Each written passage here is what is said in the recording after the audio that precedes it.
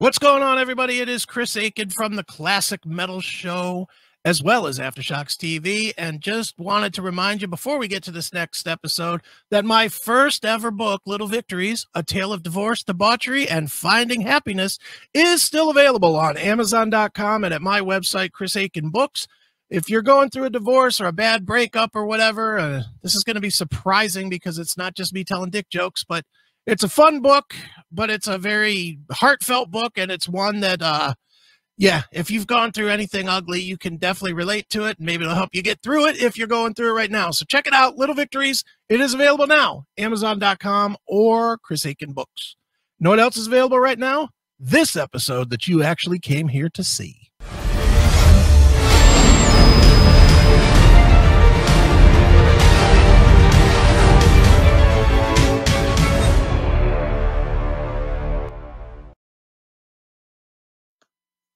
It is Aftershocks right here on AFTERSHOCKS TV, and joining us today to talk about his brilliant new project, Silver Lake. It is the guitar player from Amorphis, now of Silver Lake as well, I believe. It's Esa Holopainen. How are you, Esa?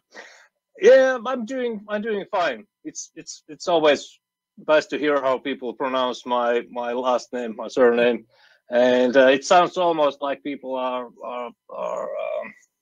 pronouncing it like jalapeno. Right. How if I'm wrong, tell me what is it? Holopainen? Holopainen. Holopainen. Okay. Yeah. It's I know it's a bit tricky one, but yeah. It's all right. I'm happy when people try it. It's I'm okay with that. Well, how about if I just call you the guy from Amorphis? How's that? That's actually the best one. Perfect, man. Well, Esa, obviously you have this new project, Silver Lake, which is I love it personally, but I have to say it came at me in a very unusual way. Because, you know, and I'm sure you're aware of this, when you get a solo record from a guitar player, you always expect it to just be a lot of noodling, a lot of how fast can you play. And yours is not like that at all. This is a very song-centric record. It's not focused necessarily on guitar. So talk a little bit about your decision, not only to do a solo project at this point, but to do it in a way where, you know, you created songs instead of just highlighting your skills. Yeah, it's I pretty much didn't have any idea in which direction I'm going with this album when I first started it, and it started in a funny way when last year, when all the shows and tours got cancelled. I got a call from my friend who was running studio here, and he's a producer. He's been also recording a couple Amorphis albums as well. Okay. This guy called Nino Laurenne. Nino. Okay. So yeah, he called me and asked if I would be interested to work with my solo stuff.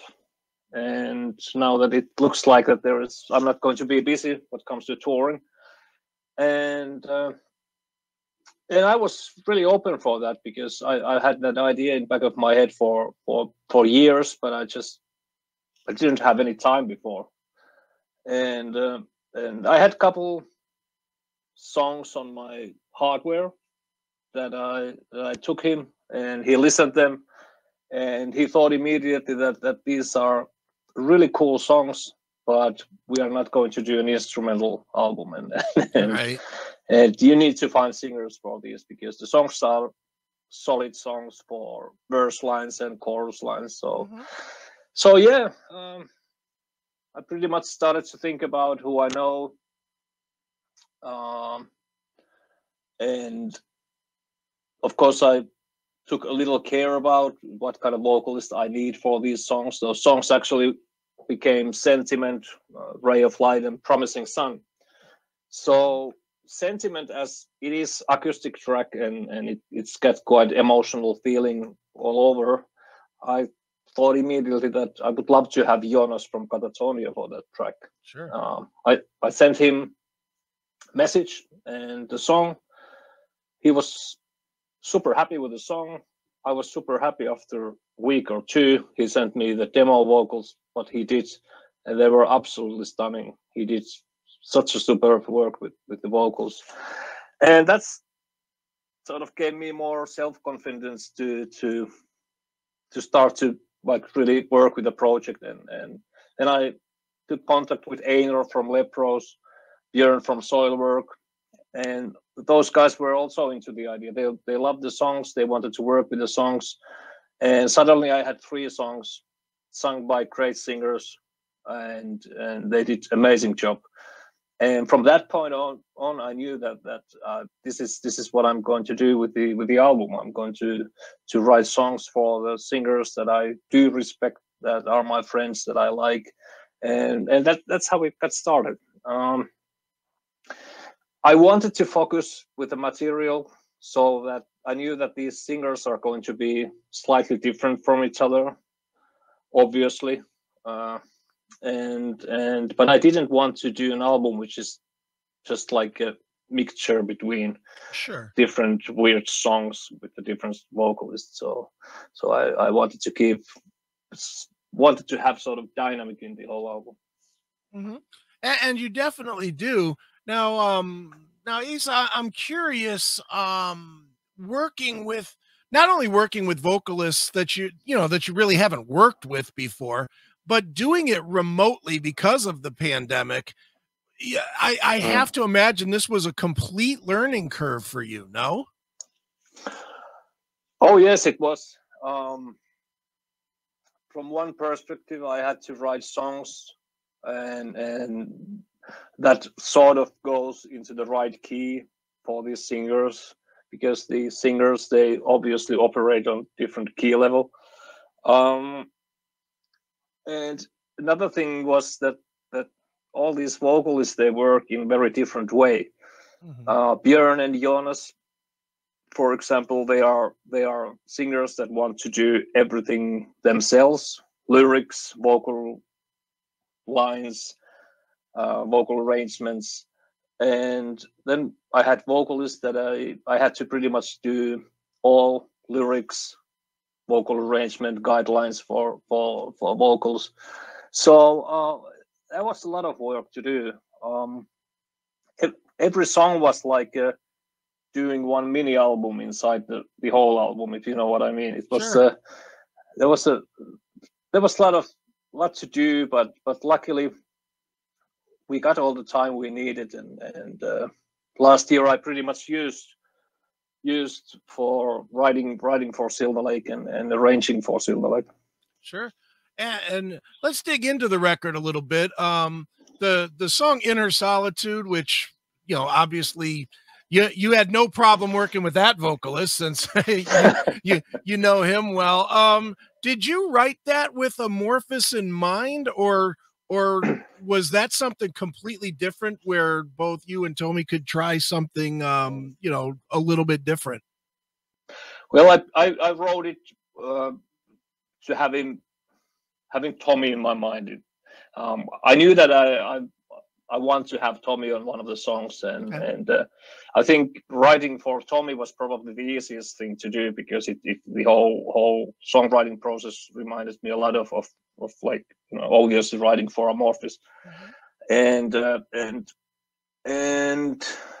yeah, but I definitely wanted Tommy on this album, because not just that he's my bandmate from Amorphis, but I really do admire and respect him as a great vocalist. Sure, certainly. Now for you, with Silver Lake, you obviously explore a lot of different musical sounds and a lot of musical styles that you've never really been able to share publicly, I guess. Was this something that you just needed to get out of your system, or is this something that you look at and are like, okay, this feels like something that I need to be doing, more consistently, away from when Amorphis is busy? Well, I guess it was both. The great thing was that I really could put everything, what I like about music, what I like to listen about music. I think the whole Silver Lake album is like a musical map. inside me. It's sort of music I join to listen to, and music that inspires me. Working with different vocalists was, of course, a great help in terms that I didn't have to put any limits. You know, you have a singer like Einar Solberg from Lipros, and his vocal range is so amazing, and his falsetto is so amazing that you don't pretty much need anything more for the song, and you just try to create those moods and emotions behind the song, and let him lead and guide the whole song.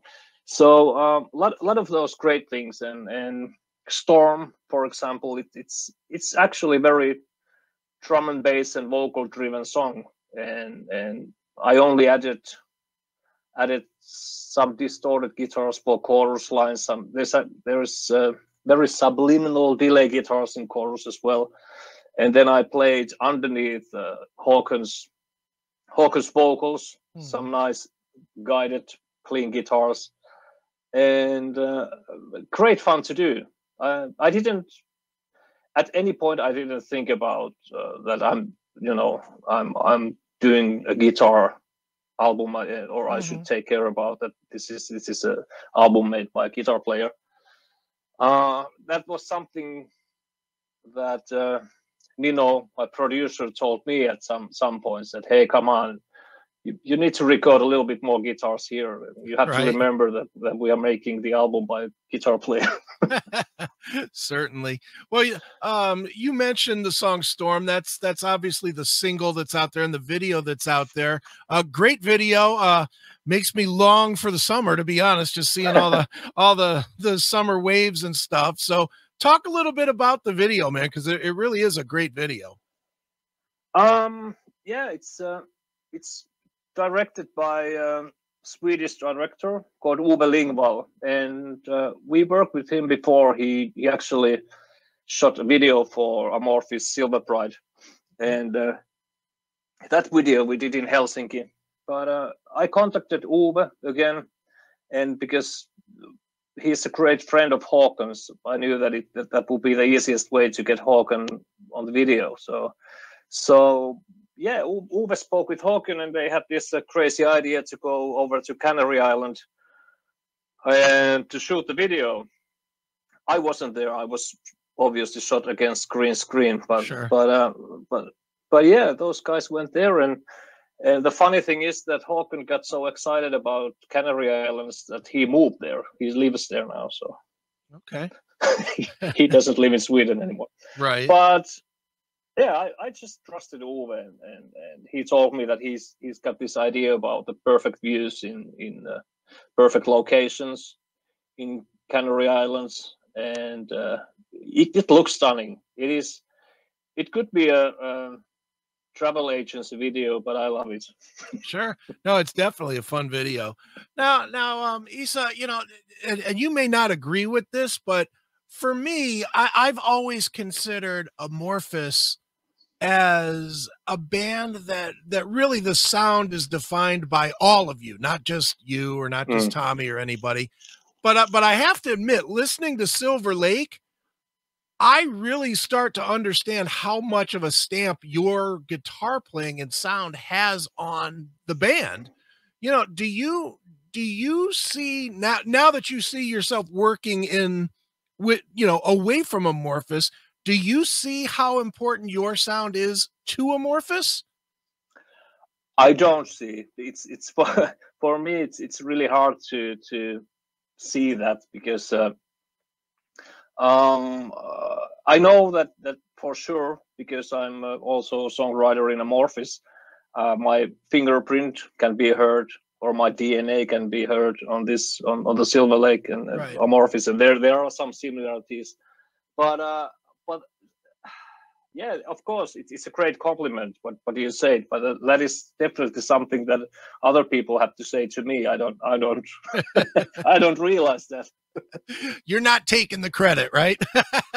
I don't want to take the credit, because Amorphis is I think it's the band, and it's the sum of everyone, and because I know how hard everyone in Amorphis work for for every record and everything. But of course, you know, we have our sort of like a key songwriters, Santeri, me, and Oppu, our bass player, Sure. Tommy. We all write music. Certainly. But of course, it's very natural that there is my fingerprint in there in both bands. Definitely. Now, Esa, you've already said, at least in the press release said that you're already considering a second release. Do you think that, you know, after the pandemic, when the world opens up, obviously Amorphis is going to get busy as well as every other band on the planet.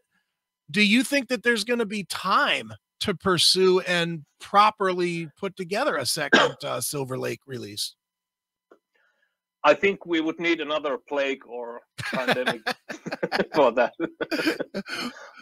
But seriously, I would love to do another album. And now when I got a little distance from this project, and I'm super happy how the album came out, and super happy with everything regarding that.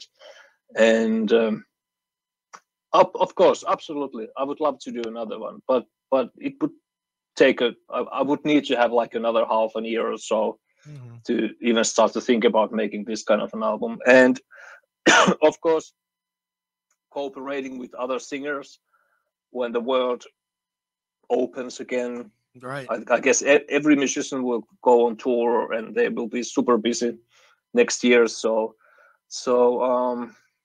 but yeah, it's my next dream, so to say. So sure. Perhaps someday I will absolutely work with another Silver Lake album. Excellent. Well, you know, I know you're pushing Silver Lake right now, and people should definitely check it out.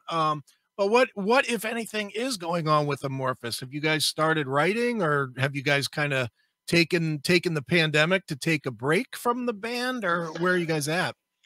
Oh, absolutely. I think it was the last year when the shows got canceled, and we actually Amorphis canceled around 100 shows last year. So it was a lot, and everybody had to think about what to do, and we actually didn't saw that much each other's. You know, some guys went to countryside to relax, and I guess everybody pretty much took it easy.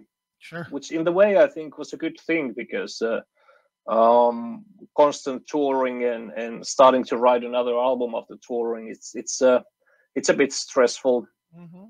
It's a doable, but it's a bit stressful. End of last year we started to work with a new Amorphis material. We got actually quite a lot of songs already for the session. Okay. And at the very moment we are in studio recording the next Amorphis album, which should come out I think February 22. Okay. So yeah, same producer, Jens Bokren again, and traveling to Sweden now. It's a bit tricky because of the pandemic, but I don't know. I should go there to record my lead guitars next month, so probably I will wear a spacesuit or something. Well, hopefully it won't be too much longer where you won't need that spacesuit. Yeah, I think I'm optimistic. There is a light at the end of the tunnel already. So sure, definitely. Well, I'll tell you what, Asa, the name of the album one more time is Silver Lake. People, where should they go to buy it? How about that? Where should they go? Jesus, I think it's already advertised a lot. So Nuclear Blast is releasing the album. Nuclear Blast website. Sure. You can order, or our band store that also sells Silver Lake and Amorphis. You can order it from there if you really want vinyl or CD, if somebody still listens CD. And then obviously it will come to all the streaming platforms, Apple Music, Spotify, Tidal, blah, blah, blah. Right. Awesome. I would imagine that with a little search, it's pretty easy to find where to get it. Sure. All right. Well, one more time, the name of the record is, or the album, or the release, whatever we're calling these things these days, is Silver Lake. And Esa, thanks so much for joining us here on Aftershocks. Thank you. I had a blast. Good time. Yep. No swearing. Thanks for listening to Aftershocks. For more episodes, go to our website at www.aftershockspodcast.com. Visit us on our Facebook, Instagram, and Twitter pages for more news and information on the podcast. And be sure to subscribe, listen to, and review all episodes on YouTube, Spotify, Apple Podcasts, and all other podcast platforms. For your music listening pleasure, visit our website or go to www.shockwavesradio.com. For all comments and questions, please email us at info@aftershockspodcast.com.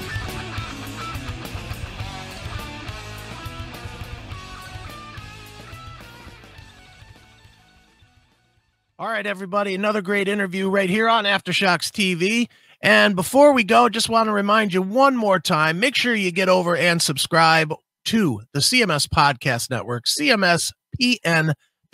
You can watch, you can listen, you can subscribe to everything that we do, not only us, but the classic metal shows, Shockwave Skull Sessions, Talk to Me. It's all there, one site, get 4 great shows, never have to do anything again but be entertained. So check it out, cmspn.com, cmspn.com, cmspn.com. Until next time, folks.